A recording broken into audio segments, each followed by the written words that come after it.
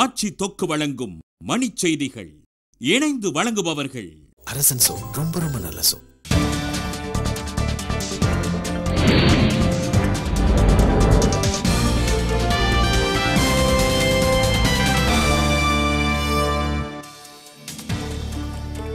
மும்பை குண்டுவெடிப்பில் உயிரிழந்தோர் குடும்பத்தினருக்கு தலா 2 லட்சம் ரூபாய் நிதியுதவி பிரதமர் அறிவிப்பு.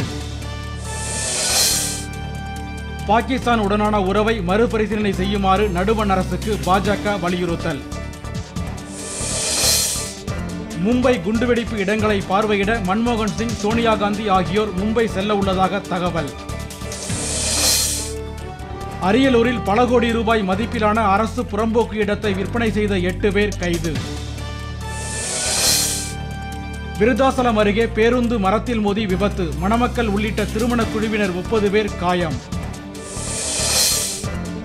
ஊழலுக்கு எதிராக இடதுசாரிகள் நாளை முதல் பரப்புரை இயக்கம் 1 வாரம் நடைபெறும் என அறிவிப்பு. வாணியம்பாடி மாணவர் விடுதிகளில் அமைச்சர் முகமது ஜான் ஆய்வு, மாணவர்களிடம் குறைகள் கேட்பு. மேற்கு வங்கத்தில் தனியார் பேருந்து வாடகை ஊர்திகள் வேலை நிறுத்தம், போக்குவரத்து பாதிப்பால் பயணிகள் அவதி. இந்தியா பாகிஸ்தான் இடையே அமைதி ஏற்படுவதை தீவிரவாதிகள் விரும்பவில்லை என ஃபரூக் அப்துல்லா கருத்து. தங்கம் விலையில் 200 ரூபாய் உயர்வு, 1 பவுன் 17,369 ரூபாய்க்கு விற்பனை.